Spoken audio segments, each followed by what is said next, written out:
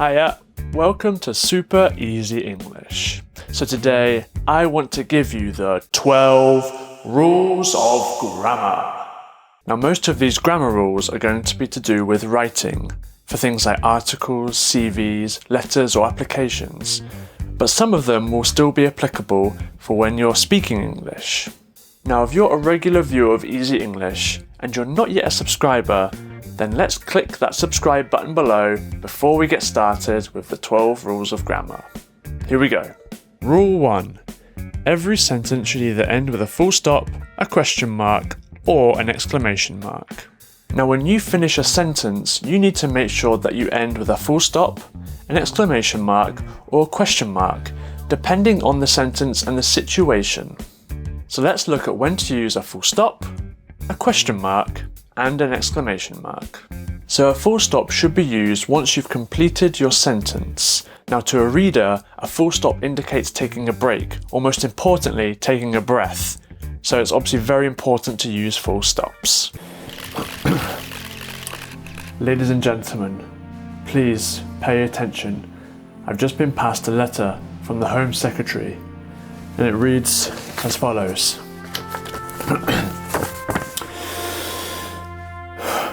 Tonight please get 8 potatoes, 1 swede, 1 turnip, 1 carrot, a pack of Yorkshire puddings, a roast, 1 meat, beef, lamb, pork or chicken, sprout stuffing, seasoning, salt, pepper, rosemary, garlic, gravy, broth, Vegemite, cream soda.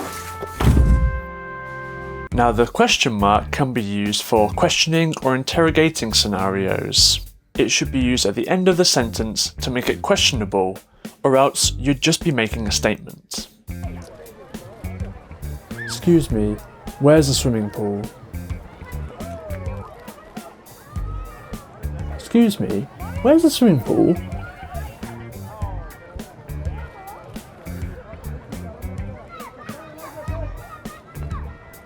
Now an exclamation mark is there to show when you're expressing your feelings or strong emotions. So if you want to add power to a statement, instead of using a full stop, replace it with an exclamation mark. Here's a good example. Hey Mitch. How dare you? See? Hey Mitch.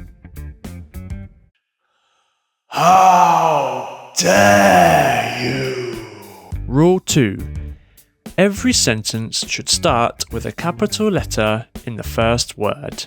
So when starting a sentence, you need to remember to always capitalize the first letter of the first word. This also applies to new paragraphs. Now as an example, let's correct this sentence. I'm not a subscriber to Easy English. To I'm now a subscriber to Easy English. Rule 3. Every sentence should go subject, verb, object. Now a basic rule of grammar in the English language is that you must include the subject and then the verb, and the object is optional depending on the usage. Now it's worth mentioning that this order is only applicable for positive sentences, not for negatives, question marks or exclamation marks, as they may have a different order. Now the subject is usually playing a major part to this role, and the verb is related to what the subject is doing. Now here's an example featuring our dog, Nola.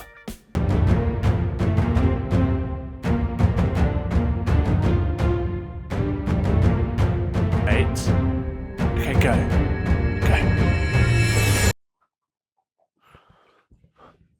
Nola loves to eat treats. Rule 4. The subject and verb forms are interrelated. Now this rule is simple. If you're using a singular subject, then you must use a singular verb, and if you're using a plural subject, then you must use the plural verb. So if you're using he, she or it, then you need to use its corresponding verb, and if you're using we, they, I or you, then you need to use its respective verb. For example, Cantona. He watches football. Cantona.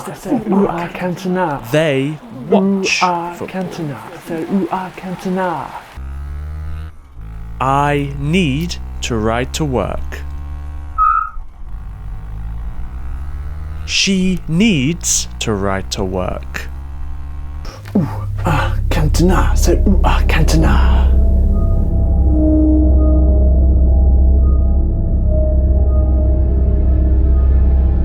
It looks scary. Guys, look out for that scary thing over there. They look scary. Rule 5. Use either or neither, depending on the sentence whilst using singular nouns. In English sentences, either and neither are used when two singular nouns are connected. Either is used when any one of the two cases are true. Here's an example.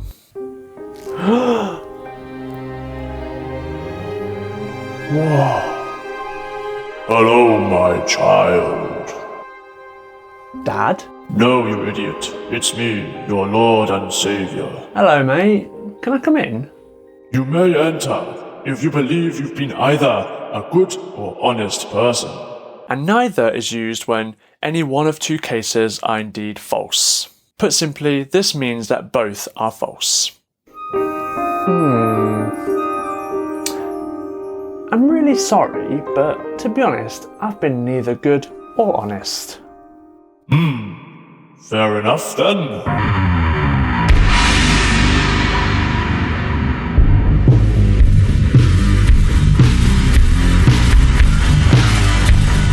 Before we carry on with this week's episode, if you're an English learner or you just want to help support myself and Easy's work here at Easy English, then why didn't you become an official Easy English member with the link up here? You can help support and learn with Easy English for just €5 a month, and in return, we'll give you language learning extras. If you become a video member, for example, we'll send you a transcript, a vocabulary list, worksheet, and audio and video downloads for each and every one of our episodes. Or perhaps you want to become a podcast member, in which we'll send you an interactive transcript for our brand new podcast, which is translated into a variety of different languages for you. You'll also get to listen to our after show, the bonus behind the scenes extra content that we record once the podcast finishes. So if you want to become an Easy English member, then go to easyenglish.video/membership. Now back to the episode. Rule 6. Proper nouns should be capitalized anywhere in the sentence when used. Now it's important to capitalize any words which are proper nouns. This can be at the beginning, middle, end, basically anywhere within the sentence. Now an example to this would be a UK adventure where I would be climbing Ben Nevis, Your Majesty. before meeting the king whilst drinking a Krombacher. With Elon Musk after a session at Wetherspoons before heading to Mars. Rule 7. Common nouns should be capitalized only at the beginning of the sentences. Now when common nouns are used, you only need to capitalize them at the beginning of a sentence. For example, I have a beach at the end of my road. I love to go down to swim in the sea. Beaches here are full of pebbles. Sharks could be in the sea. Rule 8. The words its, and your are not the same. So some words in the English language look the same, but in actual fact have completely different meanings. Its and your are possessive and show that it belongs to something, whereas its and your are contractions of it is and you are. Here's a good example featuring all four. It's your dog, and you're its owner. Rule 9. Use indefinite articles for countable nouns, and definite with specific countable, and all uncountable nouns. The indefinite articles a and an are used mostly for countable nouns, whereas definite articles the are mostly used for uncountable nouns. For example, I saw an eagle flying out of the window. The headmaster shouted at a student about not concentrating. Mr. Mitch. Mitch is a lazy student in the class. Mitch has found a day to decorate the Christmas tree. But Mitch is not a good boy, so he can't open the present. Rule 10. Use the article a for consonant sounds and an for vowel sounds. This one's simple. Use the article a for words that begin with a consonant sound and the article an for words that begin with a vowel sound. Mitch is with a mic, a fork, a hat, a banana, a bat, a camera, an apple, an avocado, an egg, an umbrella, an eagle,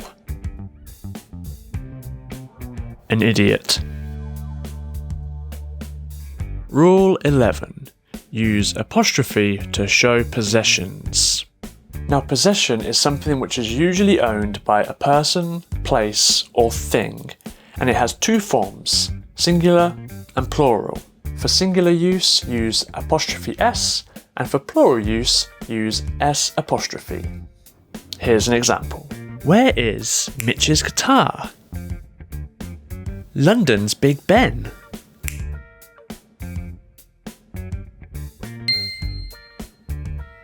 Where are my car's wheels?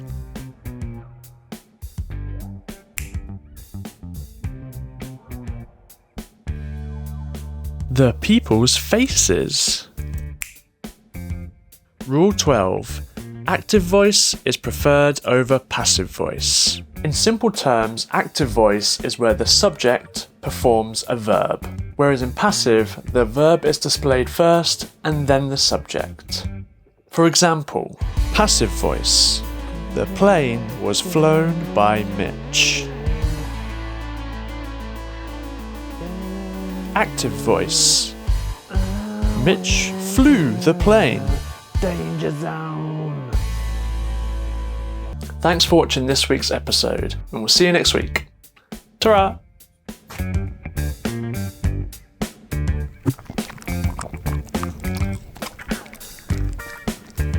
you love treats, Nola?